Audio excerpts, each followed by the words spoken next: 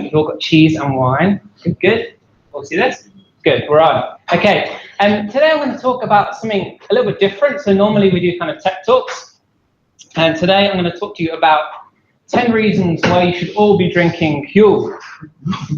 Okay, I'm just kidding. A few of you are like, that's not what you said you were going to be talking about. No, okay. But now when we show you the real slide, right, it's going to seem not such a shock. So today I am talking about something different. Today I was talking to you about how to thrive in an environment of change and uncertainty.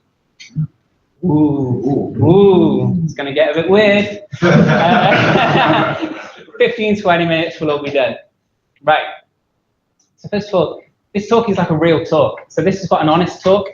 This is a talk based on my own experiences, working here mostly, and in previous jobs as well.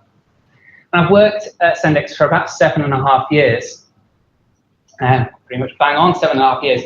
And I think a lot of people, if you thought you've worked somewhere for like 7 years, they'd be like, oh, okay, he's settled. You know, if you work somewhere for 7 years, you've kind of given up a bit, you've learned how to settle. But not here, right? Because here, if you've worked here for 7 years, you've learned how to change.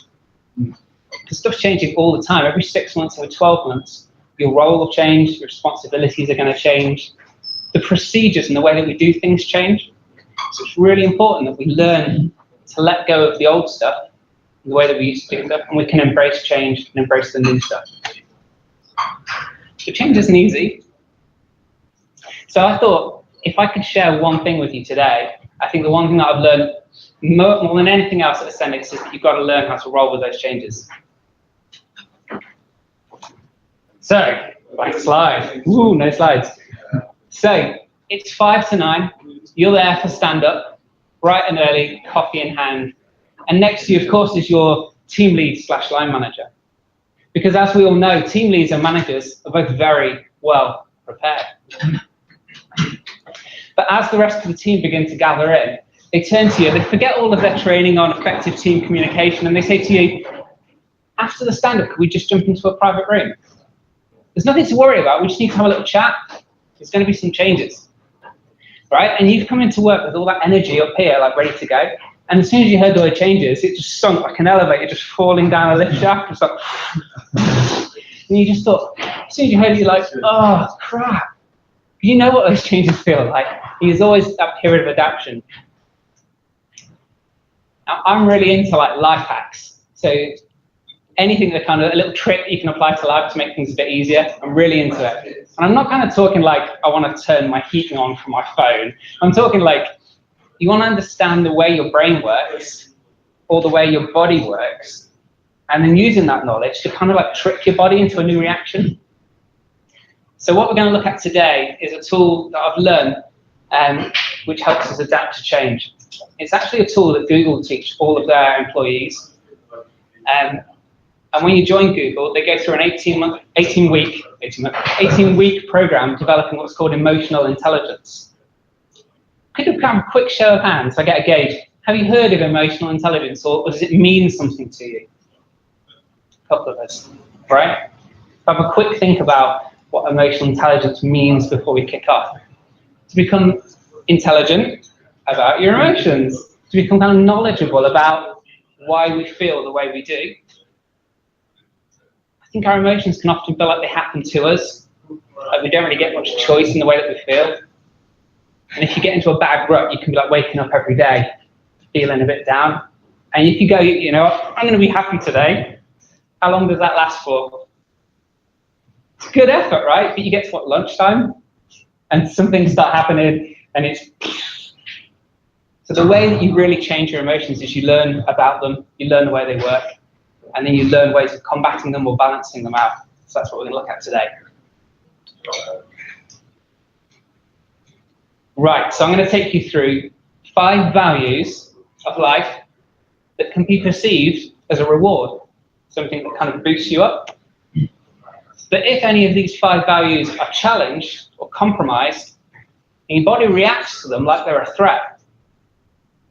If we think back to this, have you heard of the fight or flight response? Right, a few nods. So it's kind of, if you go back to the kind of caveman mentality of like you encounter a wild animal, and your body, you get a rush of adrenaline because you've either got to fight that animal or you've got to run away from it.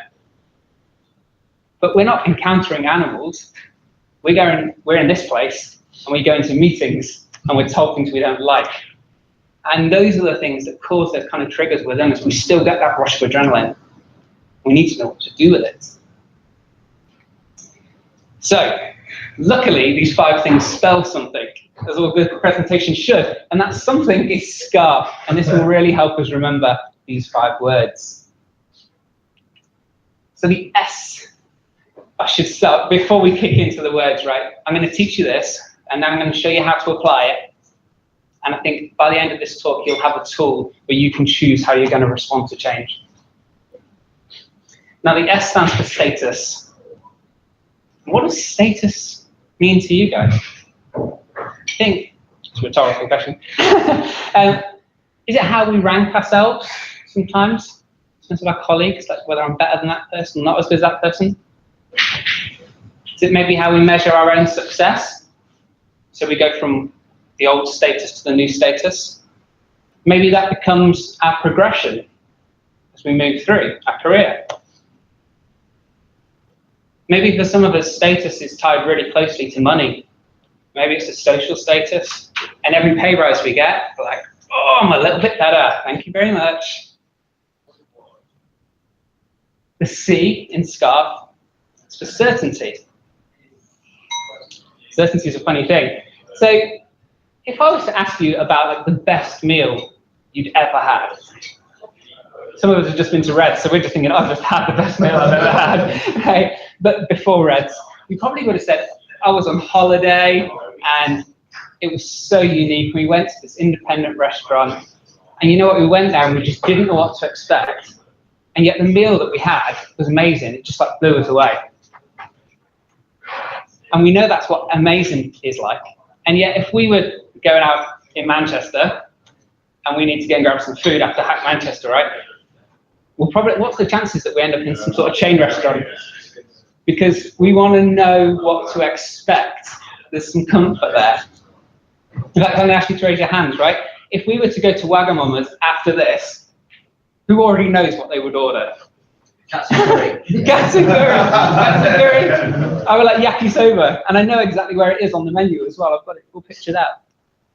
And it's that feeling of like, yeah, I know that, because that's reassuring. I know what I'm going to get. It's not going to be amazing, but it's good, and I know what to expect. So it gives, building certainty into our lives gives us some sort of stability, less risk, and it's the reason that we plan things, right? You know, we even start with our quarterly planning. But then how do we feel when those plans begin to change? We've built our stability on them, and those things come into question. So just start you thinking about these things, and we'll run through a case. The A is for autonomy. Autonomy is not a word we use every day, so I'll quickly describe it. Autonomy is the ability to make your own decisions about things. So the opposite to autonomy is to be micromanaged. So if your manager is telling you what you're going to do and exactly how you're going to do it, then you've got no autonomy. But as you grow and develop, your manager will step back and let you think of your own solutions, and sometimes even your own work, and it gives you that sense of like value in yourself. You're like, my opinions matter, and my solution was really good. And so autonomy is something that's really valuable to us. The R is for relationship. And this could be any relationship. It could be with your spouse, your family, your friends, your colleagues. Relationships are really valuable to us. I think a lot of us would say that at the end of our lives, when we look back, it's probably relationships that will feel matter the most. We'll be able to get the most value out of our relationships we've had. And F is for fairness. We all want to be treated fairly, especially if we feel we'll be treated unfairly, like in a negative way. Treated unfairly in a positive way, you're not so bothered about fairness, that's all good. But if you're treated unfairly in a negative way, it really stinks, right? Now, the funny thing is, even when it's a gift, right? So if I said to Chris, like, Chris, you're a good friend, you've done some fantastic work with me over the years, This is an example, Chris, don't get excited. But I've got you a £10 Amazon voucher just from me to you to say thanks. Now, Chris would be, oh, thanks, mate. Didn't really have to do that. Thanks very much. It's really nice of you. I said, oh, Ryan, sorry, mate, I didn't mean to forget you. No, you've done really well as well. So I've got you like a £30 Amazon voucher. Thanks very much. And Chris is thinking, that free gift, all of a sudden, him sounding quite so good. He's like comparing himself to Ryan. Whatever I did obviously wasn't good enough because this guy did better. And suddenly that fairness really clicks into play. The weird thing is that humans are the only mammals that kind of understand fairness. It's definitely a human quality. If I had Chris's dog and Andy's dog here, and I took Andy's dog 1 biscuit, and I took Chris's dog 3 biscuits, he's a bigger dog. Andy's dog doesn't sit there looking at Chris's dog going, how come you got 3 biscuits? I'm not sure I want this 1 biscuit if he's going to get 3 biscuits. He's just like, there's a biscuit, it's free. He's just into his own thing. So it's just a human thing that we really kind of value fairness. We want to be treated fairly. You know, I think the funny thing about fairness is some of us value it so much that we would actually give up of ourselves. We might give our money or our time to help establish fairness across other people as well. It's one of those things that you actually give up stuff with yourself to try and establish fairness. Okay, so we got through the 5. That's all well and good, that's just theory at this point, right? So what we're going to do is get some value out of this. I'm going to show you how to put this to work. So it's going to take a little bit of intentional effort on your part, and I'm talking a little bit, not a lot. But if you can put this into work in your life, then it can transform your mental health. Like, just literally your emotions day to day can be transformed and uplifted. You'll get better job satisfaction, and it will also just make you a happier person. I learned this a couple of years ago, and it's dramatic. It's like drastically improved the way I feel just day to day. It's made me much more positive. So that's what I want to share with you guys. So it is going to take a bit of intentional effort. So the first thing you need to do is learn those 5 words. Now, scarf, you'll remember. Scarf's quite easy. If you just picture me, right? I nearly wore a scarf, but I was like, no, that's too kooky. So, but if I was wearing a scarf, you'd remember that. Now, as a little visual aid, I have printed out what the words are, and I'm going to hand these out to you guys afterwards. So please take these away, put them in your pocket, and I think within a day or 2, you'd have remembered what those were. Because in order to apply it, you've got to remember what the hell we're talking about, right? So remember the 5 words. Next thing you need to do is recognize when a change has occurred and when a challenge has presented itself. So you're going to know this because you're getting pissed off about something, to be honest. But your body will actually give you signs that something's happened as well. So we're such animals at the end of the day, right? If you're in a meeting, you might notice that you might clench your fists. If you hear something you don't like, your body's literally like, come on, get into fight mode, right? So you tighten your fists, you'll know there could be a little sign to you like, oh, there's a trigger. Or maybe you just bite down a bit, clench your teeth, you feel your jaw tighten around here. Some of you might even notice your body temperature goes up a little bit. You just feel a bit hot like around your neck and your ears, you're flushed. All these things are like little signs. You'll know what yours is, but there's mine. Sweaty hands, you're getting a bit irate, and that's a little sign. It's time to do a little evaluation as to why you're getting so annoyed. So we're going to run through these. I'll show you how they work. So let's use a use case example quickly. This is kind of coming into land, getting the value out of this talk now. So let's say your team are responsible for a particular product or project at Ascendex. You've built it, you're super proud of it, and it's this thing that you guys really shine at, right?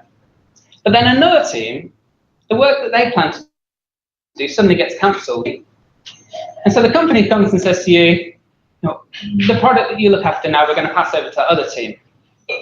Sounds like a pretty reasonable thing for the business to want to do, to like spread the work around.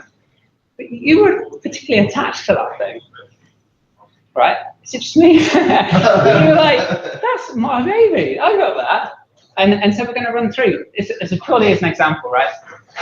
So the first one here, the S. Somebody tell me what the S stands for? Status. Brilliant. So I think the status is probably the worst affected by this situation for me. It would be like, no, that's what I do. That's the thing I do, right? Certainty.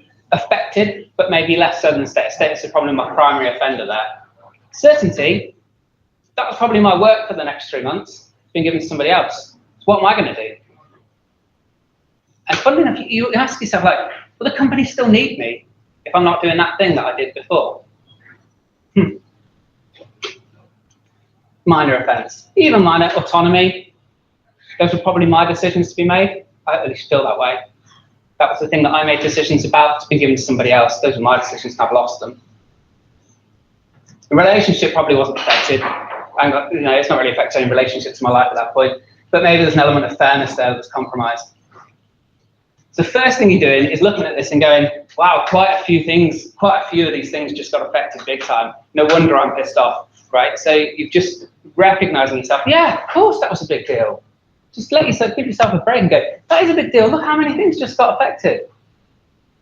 Then I want you to do 2 things. First of all, find the primary offender status and question it. Because ultimately, it's just work, right? You've got your whole life, and it's just work. And it might be a little indicator that you've invested too much here. If you completely lose it, if you're going home day after day, with something in your head and you're losing sleep, maybe too much of your status is in your job role. Maybe there's other things that you could press into with your status. There's other things in life. Maybe you play guitar in a band. Enjoy doing that. Get your satisfaction there rather than in your job. If that ain't going so well, then enjoy being with your band. Maybe like me, you're a dad. Enjoy playing with your kids. Be a dad. Enjoy that. And decrease that offence there. So you can find a primary offender and find ways to decrease it. Here's the hack. I love hacks, and here's the hack. Is that your body doesn't care about these things individually. It just cares about the balance overall, right?